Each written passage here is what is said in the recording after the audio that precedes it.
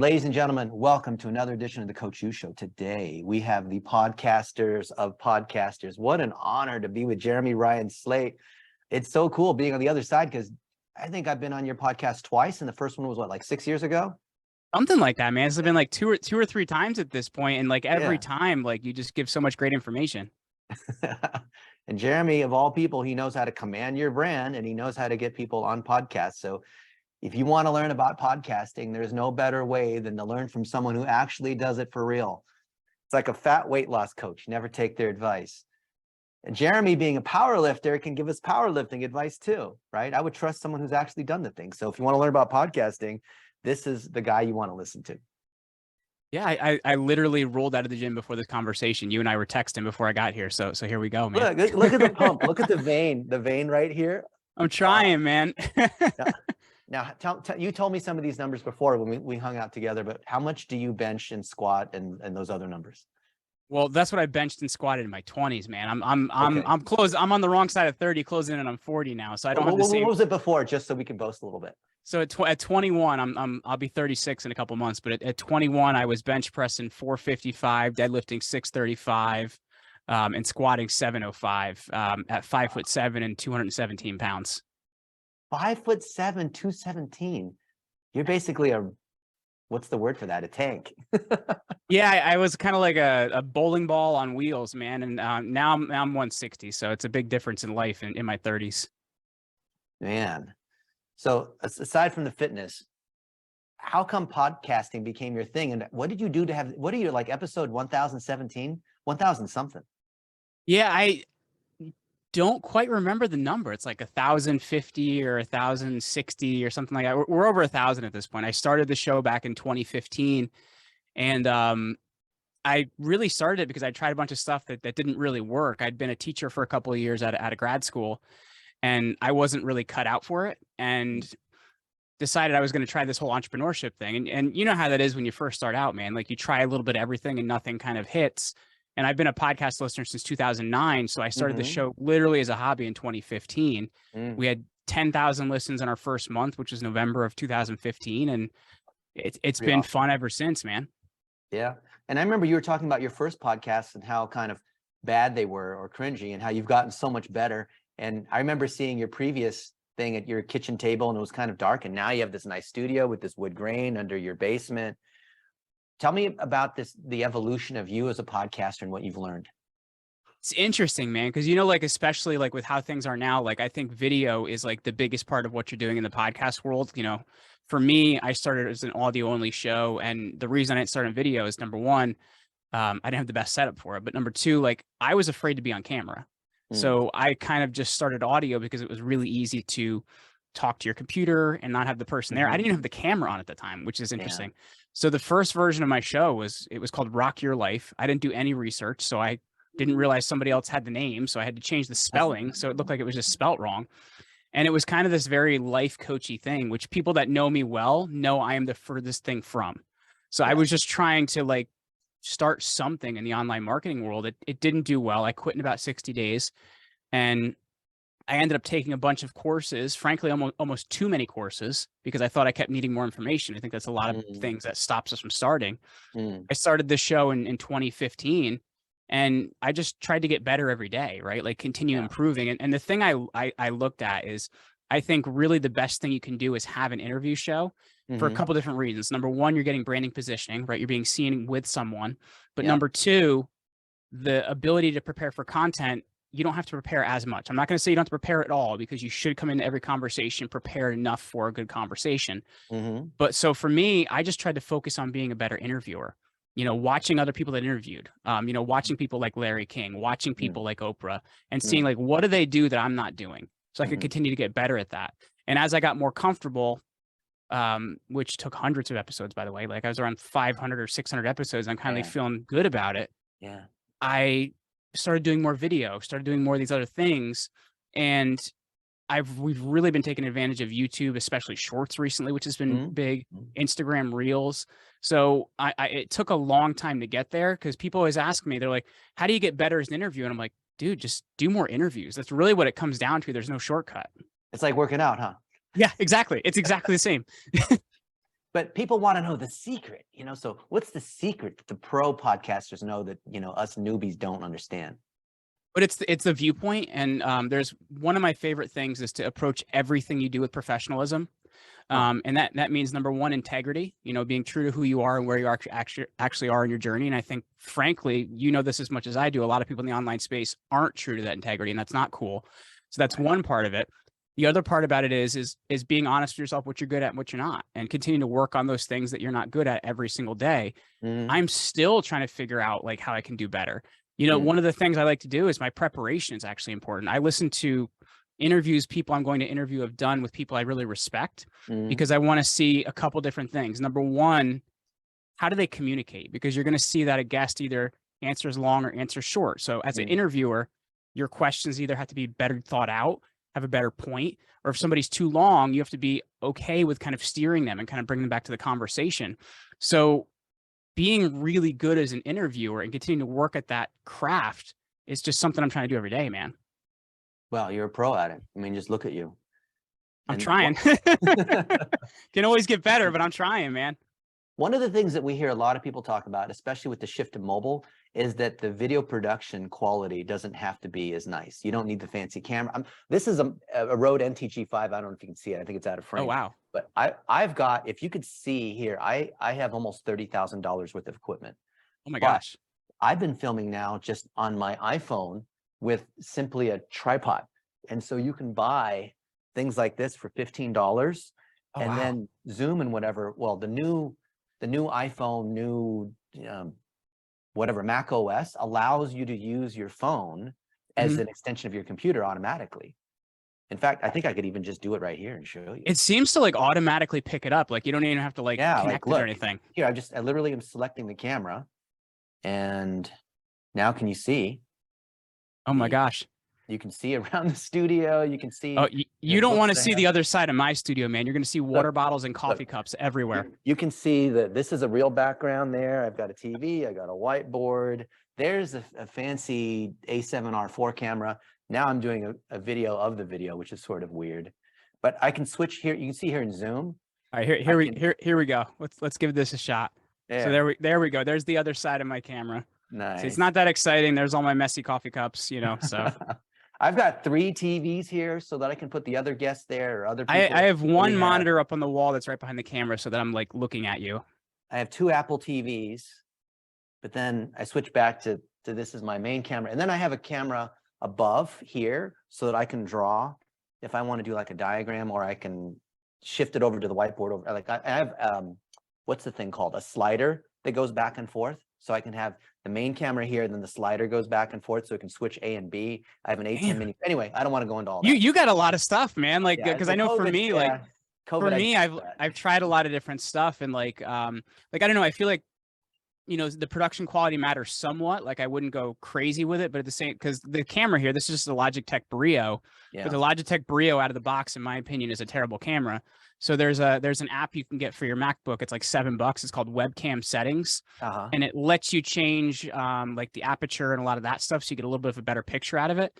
I use just 2 lights. They're both at an angle in front of me, and then I also use this like hair lamp behind me, so that you get depth in the photo a little bit. So you don't have to go crazy. Shoulder.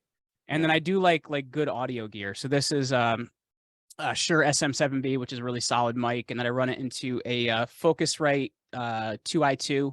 Okay. And so it's not a crazy setup, but to me it's good enough. And I think this is probably about $1,000 worth of gear in this room. Yeah, that sounds. But the audio being the most important part. Yeah, absolutely. Yeah, I'm using for my microphone.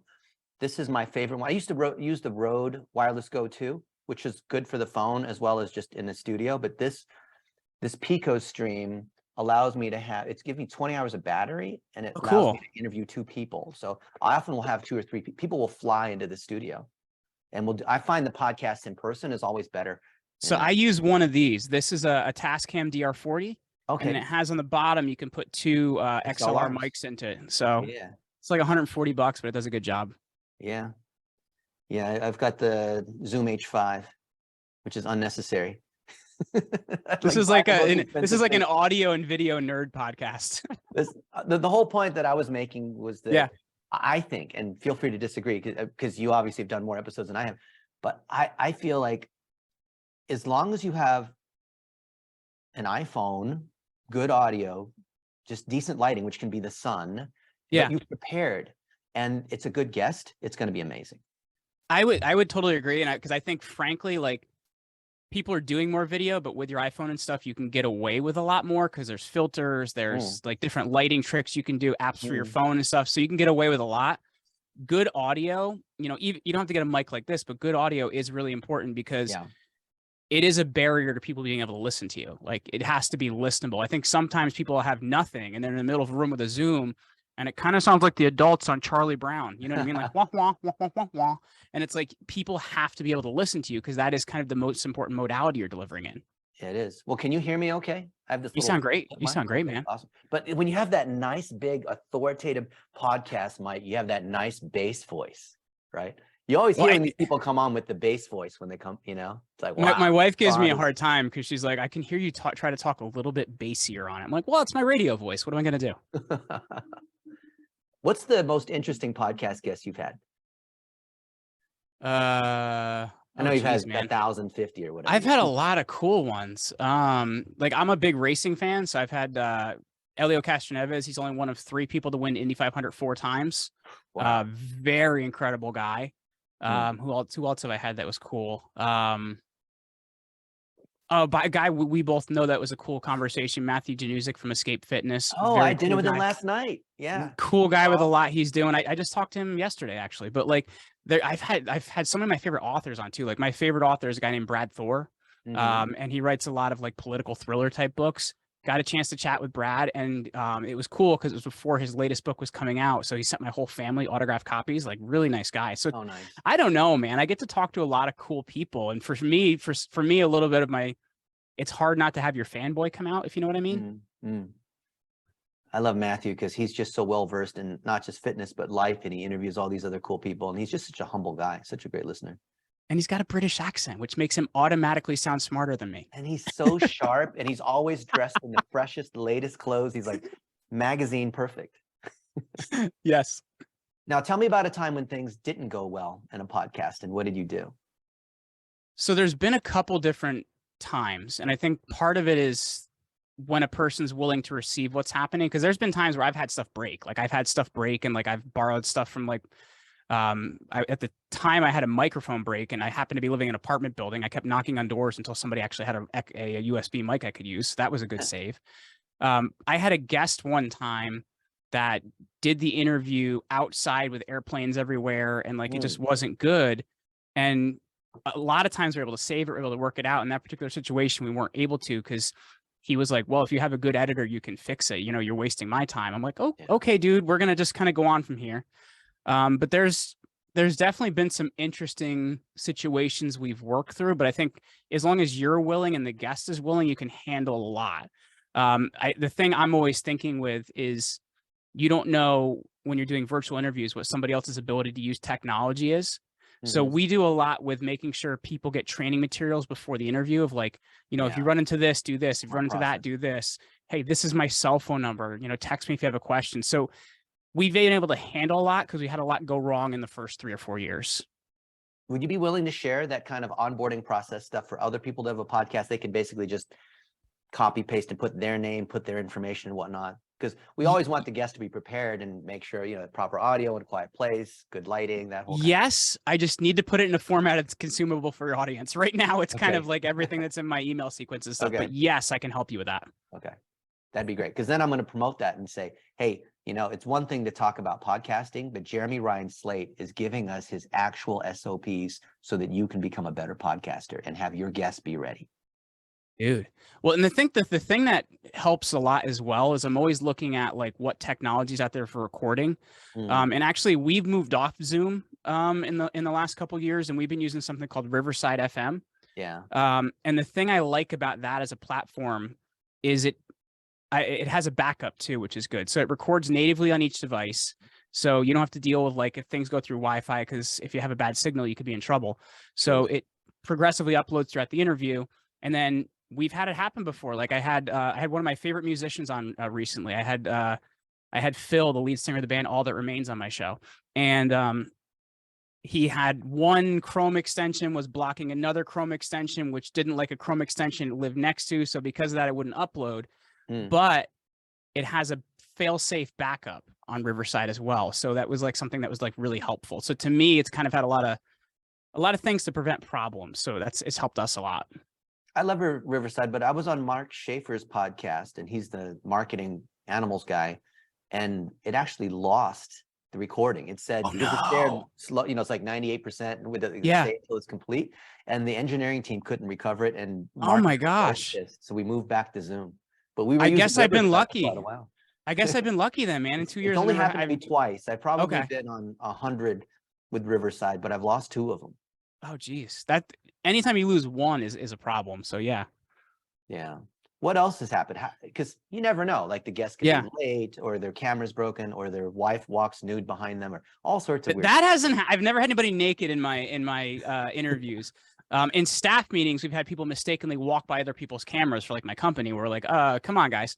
But like at the same time, things that have went wrong. I don't know. I'm kind of good with embracing it as well.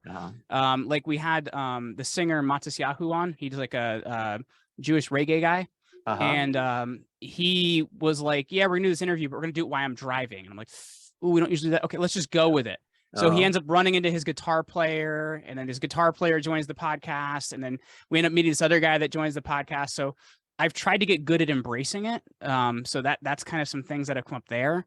Wi-Fi has been an issue. It's definitely been an issue. So we've had to re-record sometimes because I know the first time I had a conversation with Mike Dillard, we both had bad Wi-Fi that day.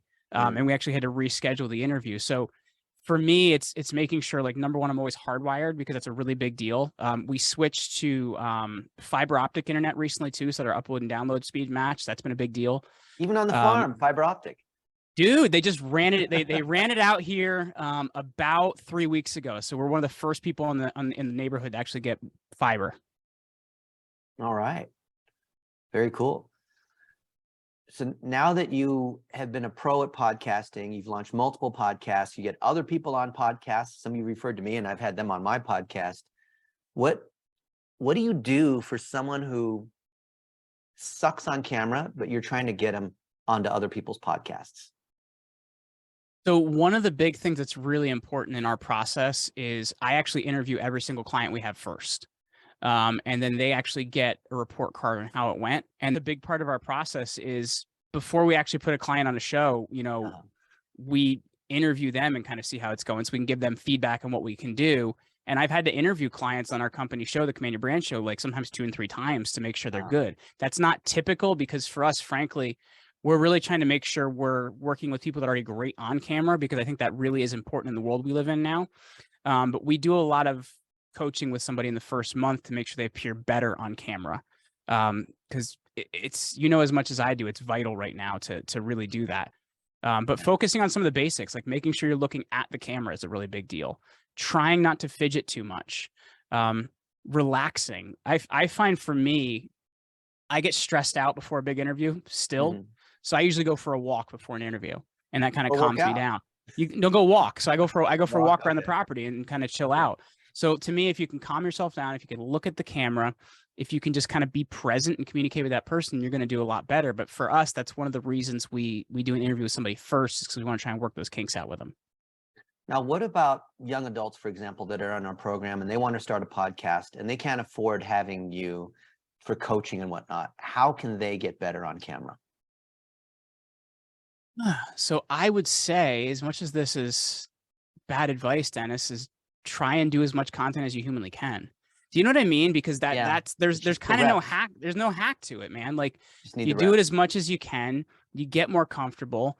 You get better at it. You get consistent. Like, frankly, some of the people that I've seen do really well with video are ones that say, I'm going to make a video every day for the next year. And you see them get better and better and better and better. And I think when you don't have money, but you have time, like, you can continue to work at it, man. And I think that's the biggest thing, is camera presence is something you develop. It's not something someone else can give you. Yeah. Jake Paul and I have been working on this course that we're going to release hopefully next month. And one of the key things is we're encouraging everybody to make 100 videos. So this 100 video challenge. Oh, cool. Which we've documented in here. It's so funny. We printed out this whole thing. Oh, wow. Well, you know, like Lightspeed and these other tools, Oh my God, you guys must hate trees. Well, the funny thing is, like, being an internet digital marketer, you would think Yeah, like there'd be less meetings, there'd be less printing, there'd be less, like there's more of everything else, just like a regular business, you right. know? But the 100 video challenge is we're encouraging people to make 100 videos because your first, as he says, your first couple videos will suck. And by the time you've made 100, you're a lot better. And we Yeah. talk about some of his very first videos and how bad they were. Did you know Jake started out as a Disney actor? And he had I trouble didn't know reading that. lines. Yeah, before he became YouTube famous and became a fighter and all that. Yeah. Funny thing is, I'm coaching him on video. So Wow. I have hours and hours. I have 300 videos of me and Jake Paul that no Sure. one's ever seen, because people know who he is, but they don't know who I am because I'm behind the scenes, kind of like you in a way. But actually, you're a podcast host. You're not behind the scenes. But basically, you'll see this at some point of me coaching Jake on what to say and how to move and what to do to make these interactive video sequences so that we Mm, can congratulate people, to be able to then say, Jeremy, congratulations on starting. I see you've made your first video. Awesome, my man. But then we're using the AI software like Overdub and Descript to mhm. be able to say your name and to be able to say your address and to be able to say information about you, right? To say like, oh, that's so awesome that you're a podcast host. And then you get this text and there's a video from Jake and he's like, did he make this video for me? I mean, it looks like he's making it, but that's where we are right now with the AI. Yeah. So I I would love love to, this. Go go ahead. ahead. So I love taking, I believe that by the end of this year, 2023, this is the landmark year where the robots become sentient and Skynet and all that stuff happens. Because I believe that because of that, when we are recording our podcasts and collecting everything right here, this is feeding the robot. So there are friends of mine that are no longer here anymore. And there are moments that I've captured because from 10 years ago, because I Mhm. know that one day the technology will be good enough that we can feed it into the, whatever the name of the software is, Chat GPT, whatever. Yeah. And it will be able to I can be able to have a podcast interview with somebody like Jesus or somebody that isn't even alive anymore. And I can get practice and I can learn. And it's not just me watching Jeremy and Dennis talk. It'll be so much more fun, right? That's what I think is going to happen. The fact that you and I are having a conversation, we're sharing our knowledge, is training the AI so that anyone who wants to learn how to podcast or whatever, they can have this interactive conversation with us, even though they're not technically here today with us. You know what's wild? I was literally listening to a podcast like 3 hours ago where they were talking about Microsoft just patented a software that allows you to talk to dead people. So there you go, man. Like, which that's kind of interesting. But if Chat GPT ever asks me where can I find Sarah Connor, I'm gonna be very worried, man. If it asks me for Sarah Connor, man, I am worried. Resistance is futile. You will be assimilated.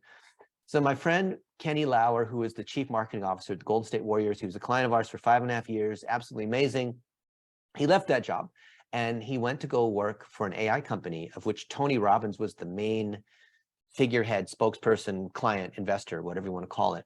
And he's been working on that quietly for the last 2 or 3 years, to the point where you can now, so Tony's been talking to this AI, right? Yeah. And they've been training it so it learns Tony. And now it's at the point where you can talk to the AI, Jeremy, and you don't know if you're actually talking to Tony or not. It's so good.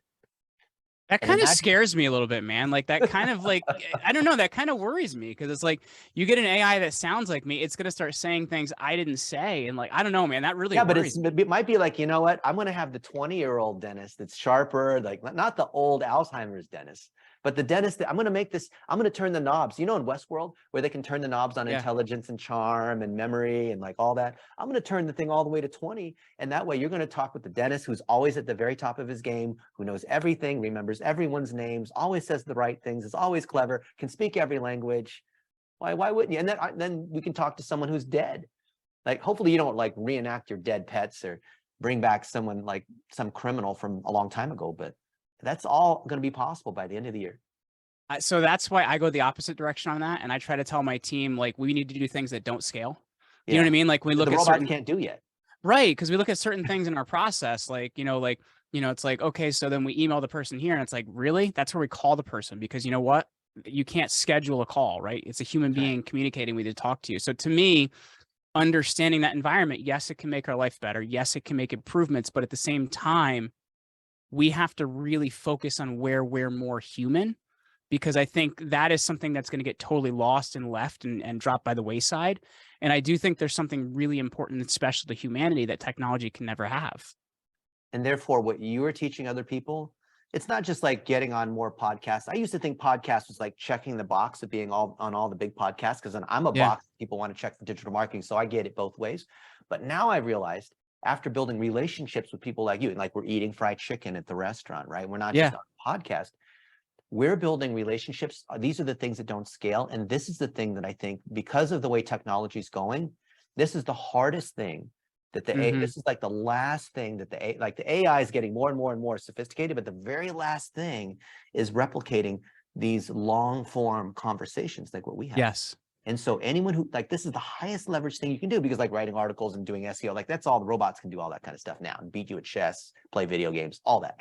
But I feel like what you're teaching people, Jeremy, is how to build relationships so that the technology multiplies the power of that relationship. So the fact that we're in February 2023, and let's say by December 2023, our conversation, because it's learned our voice and what we say, and it's pulled in your 1,070 podcasts, so kind of knows what you say and all that kind of stuff, that allows you to build even more relationships at scale, to be able to coach people. Imagine like the virtual Jeremy coach, and all you have to do is press the button to upload all of Jeremy's stuff, and then anybody can have like this one-on-one coaching with Jeremy. But if you didn't upload, if you didn't have all these episodes, if you didn't have these relationships, the quality of the coaching would be weak. So some of my friends have never, there's no video of them, so the AI can't like figure out what they would like. It just, there's not enough to go off of.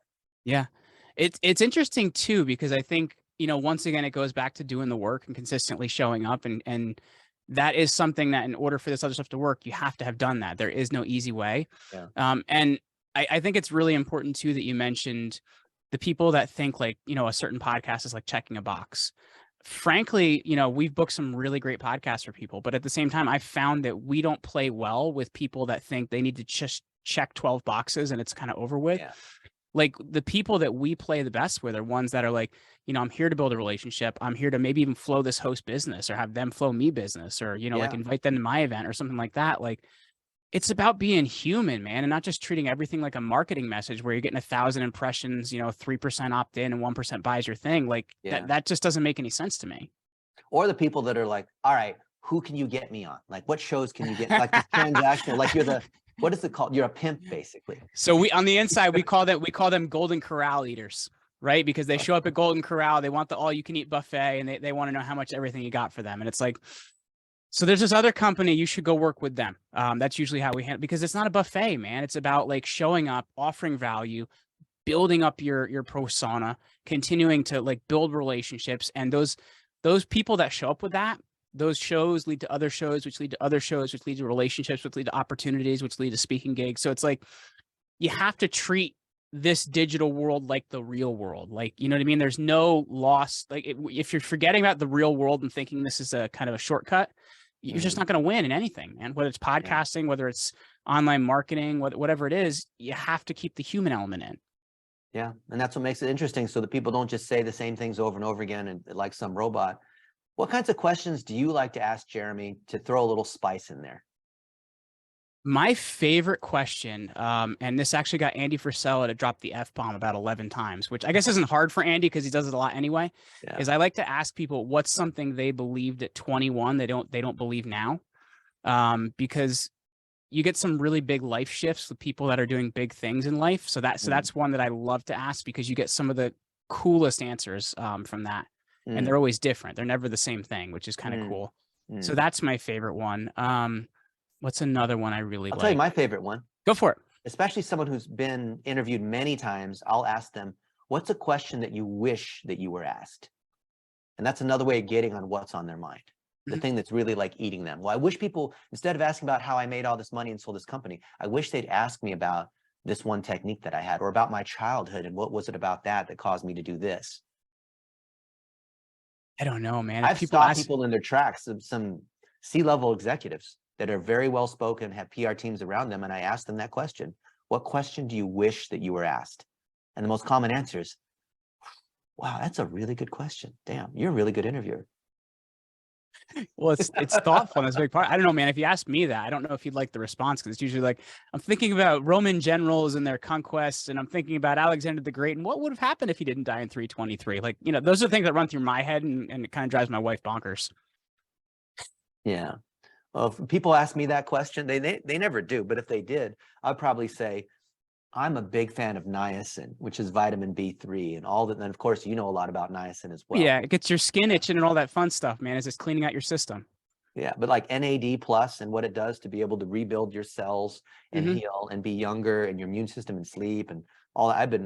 In fact, it's such a big thing for me that one of my clients, Sam Tejada, the guy in the middle here, he's the glue in the whole IV modern wellness industry. He knows all these other CEOs, like the Jim Donnelly, who runs Restore. Some of these guys have 500 locations, 1,000 locations. This is the father of IV therapy.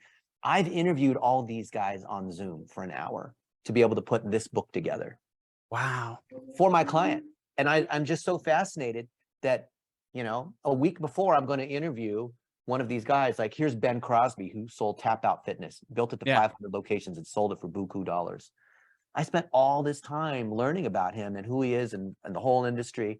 And then when I'm fangirling, when I'm on the Zoom and I'm asking him all these questions that I honestly want to understand, what is it about gene therapy and about cryo and about hormone replacement therapy and what's good and what's bad and IV and all the regrowing organs and stem cells and like that whole thing, right?